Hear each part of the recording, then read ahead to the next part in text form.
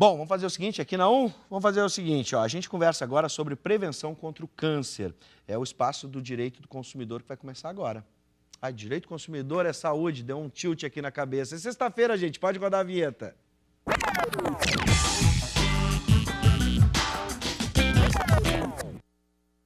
Quanto espaço que eu me direito foi ontem. Hoje, sexta-feira, tradicionalmente, é saúde. O PET é que dá uma variada. O espaço PET às vezes é na quinta, às vezes é na sexta. Mas sexta-feira a gente sempre fala de saúde aqui no Conexão RS. Por isso a gente vai conversar sobre prevenção contra o câncer. Quem está conosco é o coordenador do Núcleo de Tratamento, Dor e Cuidados Integrais do Hospital do Câncer, Mãe de Deus, o Matheus dos Santos. Ferla está aqui com a gente. Tudo bem, Matheus? Tudo bem, obrigado pelo convite. Bom, quero lembrar que todo mundo que está em casa pode participar pelo 9588-2374. Vamos ver, será que eu não errei? Não, tá certo. 9588-2374. Participe via WhatsApp, pode mandar perguntas.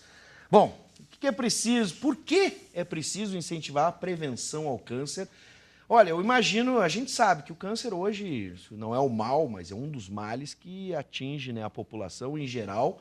E parece que, às vezes, as pessoas imaginavam, associavam a velhice, ao passar do tempo, mas esse mito, por exemplo, já está derrubado. Já está derrubado.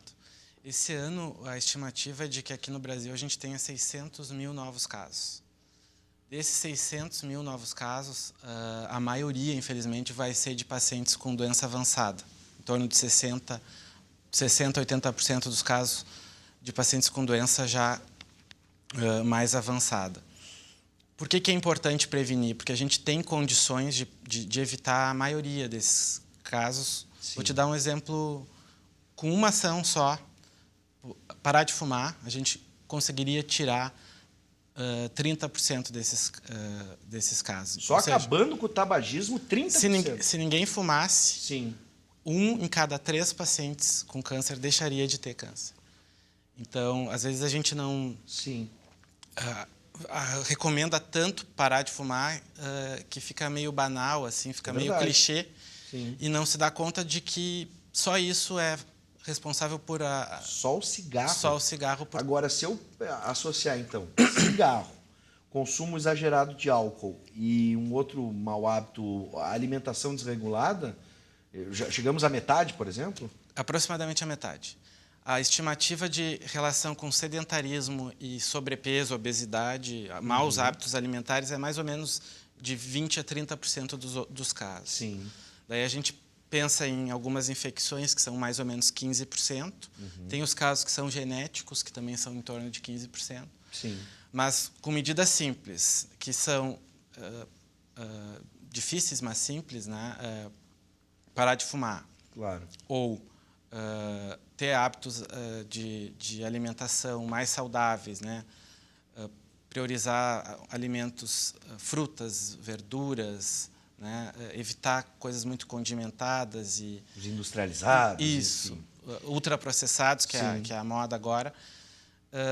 A gente consegue diminuir muito, né, a incidência do câncer. Eu imaginava que sim, mas não que a proporção fosse tão grande assim, por exemplo, né? Até imaginei que a ligação genética, né, a nossa herança dos pais, enfim, fosse algo que pudesse ter um percentual maior, uma participação maior no número de casos. É em torno de 15% a 20%. O cigarro já supera. Supera. Só o cigarro, Só 30%, né? Bom, a gente listou aqui alguns hábitos. Tem algum outro que poderia chamar a atenção, fora esses que a gente até, como tu bem disseste, bate na tecla? Eu acho que falar sobre o sedentarismo e a prática de exercício físico é importante. Porque também é outro... Quando a gente fala na consulta para os pacientes, não, a senhora tem que pensar em fazer exercício, não é nada muito exagerado, 30 minutos por dia, de 4 a 5 vezes por semana, mas... Também não é nada pesado, tem que ser um pouco mais intenso do que o hábito diário. Então, você vai fazer uma caminhada, tem que dar uma suadinha. Só isso a gente consegue reduzir muito câncer de mama, câncer de próstata, câncer de intestino, câncer de pâncreas. Então, doenças e câncer de útero, que são doenças relacionadas com o aumento do peso corporal. Sim. Que cria um estado inflamatório e que predispõe a pessoa a desenvolver células cancerosas. Sim. Antes da gente passar para os nossos telespectadores que já estão enviando perguntas, dá para a gente incluir nos hábitos o check-up, porque muitas pessoas, né, não vão fazer exame e só descobrem o câncer quando já alguma coisa está se manifestando no seu corpo, né, num estágio avançado. Sim. Então dá para incluir nesse hábito o cuidado com o corpo, né, o monitoramento disso. Fundamental. Existem doenças que a gente tem meios de rastreamento bem estabelecidos. Vou te dar um exemplo. Colonoscopia. Todos homens e mulheres com mais do que 50 anos têm que fazer um exame de colonoscopia. É indicação, né? Porque a gente sabe que fazendo esse exame a gente consegue detectar o câncer de intestino, que é um dos mais prevalentes, tanto nos homens quanto nas mulheres, em estágios iniciais. Se a gente detecta no estágio inicial, a gente evita uma série de complicações. O tratamento fica mais simples, né? Às vezes o tratamento é na colonoscopia mesmo. O médico consegue retirar pólipos que no futuro podem se transformar em um câncer e o paciente evita, né, um problemão que vai ter no futuro. Né? A gente está falando de prevenção, né, e já chegou uma pergunta do Felipe de Cachoeirinha. Quais são os sintomas de câncer para saber se a pessoa tem ou não a doença, ou pelo menos se existem sintomas que estão presentes em boa parte dos tipos de câncer? Alguma coisa em comum entre os tipos de câncer? A coisa que mais chama a atenção é a perda de peso imotivada. Aquele paciente que está com a sua vida habitual, né, não mudou a sua alimentação, não está fazendo nenhum tipo de dieta, não foi para academia, enfim, e que perdeu peso. Sim. Esse paciente tem que abrir o olho e tem que procurar um médico. Sim. Tem outras coisas, né? Sangramento por via retal, né? Sangue nas fezes, suor noturno, alterações na pele, né? Quem é muito branco aqui, a gente tem muita incidência aqui no Rio Grande do Sul de câncer de pele e melanoma. Sim. Então, alterações nas pintas, né? Anemia.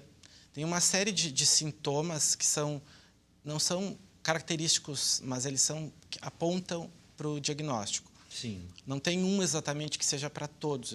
Eu acho que o mais que a gente pode pensar que mais se aplica é a perda de peso. Agora, é bom, claro, para todo mundo que está em casa, não ficar assustado, porque de repente pode ser uma outra coisa, se tem algum sintoma similar. Mas é bom, em qualquer sintoma desse, já procurar, né, identificar, diagnosticar o que está acontecendo. Isso. Né? Cada tipo de câncer tem os seus sintomas mais comuns. Sim. Né? Então, dá para a gente listar os mais frequentes, por exemplo?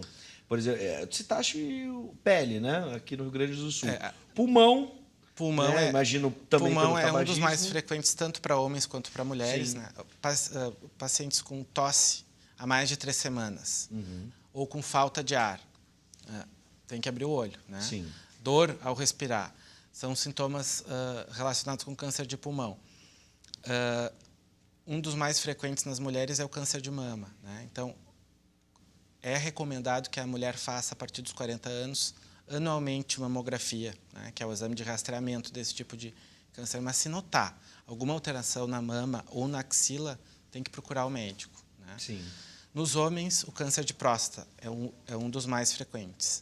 Também a recomendação é de que a partir dos 50 anos ou antes, se houver um caso na família, que o paciente faça uma avaliação anual com o urologista e o exame de PSA. O outro mais comum é o de intestino, que eu já mencionei, que é também comum para os dois sexos. E nas mulheres, o câncer de colo de útero é muito frequente aqui no Brasil. É extremamente relacionado com a infecção pelo HPV e tem 2 formas de prevenção muito tranquilas, de certa forma. Uma é a vacina. Todas as meninas de 9 a 13 anos têm indicação de fazer a vacina. Desde 2014, o Ministério da Saúde paga essa vacina para todas, então essa é a primeira forma de prevenção, e a segunda é fazer o Papa Nicolau, que é o exame preventivo do câncer de colo de útero. Sim.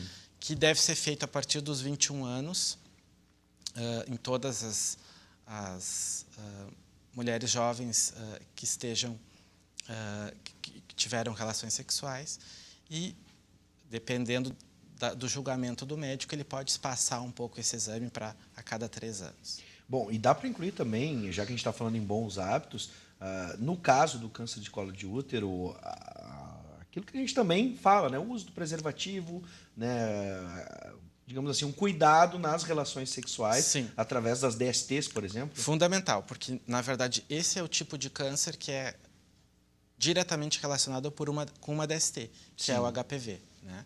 Então, usar proteção na relação sexual é fundamental e, além disso, além de proteger do câncer de colo de útero, a camisinha pode prevenir algumas outras infecções que poderiam levar ao câncer. Por exemplo, a hepatite B.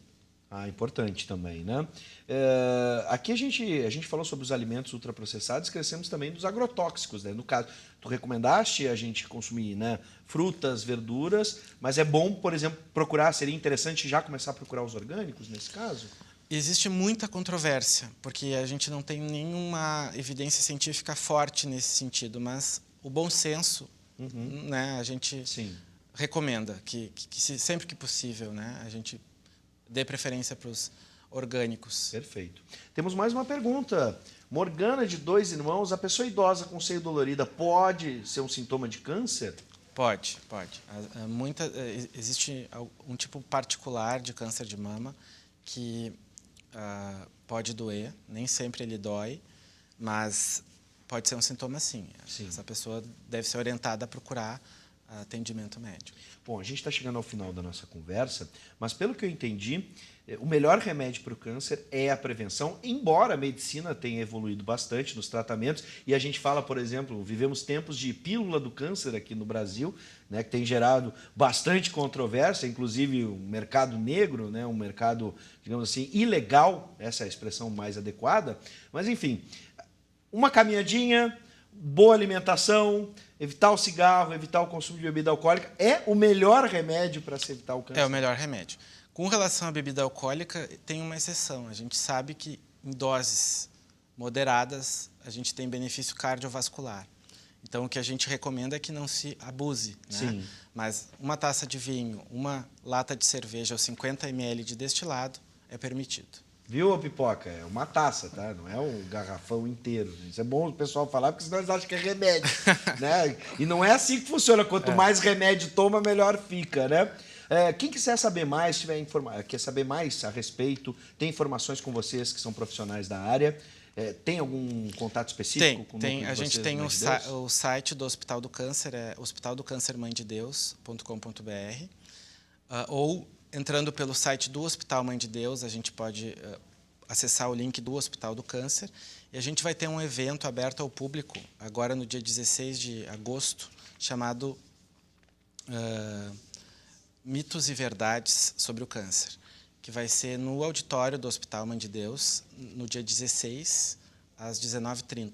É aberto ao público e eu convido, né, a todo mundo que tiver interesse, porque lá se abre oportunidade para perguntas e a população pode esclarecer dúvidas, sempre tem pontos. Não, e hoje, com compartilhamento na rede social, cuidado, né? Busque informação com os profissionais, porque senão o pessoal sai espalhando um monte de mito aí que não é verdade. Né? Então vamos procurar informação para não falar bobagem, que é um assunto muito sério. Vou te explorar mais um pouquinho, só para responder mais uma pergunta. Manuel Vargas, de Sombrio, Santa Catarina. Ontem eu comprei numa casa de produtos naturais, comprei castanha do Pará, cápsulas de óleo de chia e cápsulas de chá verde. Isso é bom? Ajuda? Aquelas coisas que a gente ouve realmente, né? Da medicina informal. São coisas naturais, né? Há algumas pesquisas com chá verde especificamente, que protegeria alguns tipos de câncer, não é nada definitivo, mas são coisas saudáveis. Estes produtos podem ajudar, né? Podem, pode. mas não há comprovação científica ainda, né? Bom, a gente disse, né? O melhor remédio são bons hábitos mesmo para prevenir o câncer. E eu quero agradecer o coordenador do Núcleo de Tratamento da Dor e Cuidados Integrais do Hospital do Câncer, Mãe de Deus, Matheus dos Santos Fella. Seja sempre bem-vindo e obrigado pelas informações. Imagina, eu que agradeço o convite. Isso aí, né? A gente está falando um assunto sério, que é o câncer. Então já comece hoje, sexta-feira. O pessoal fica espalhando no WhatsApp que sexta-feira é dia de fazer bobagem. Não, é dia de começar um bom hábito. Né? Não precisa esperar até segunda-feira para controlar a sua alimentação. Fica aqui a dica do Conexão RS.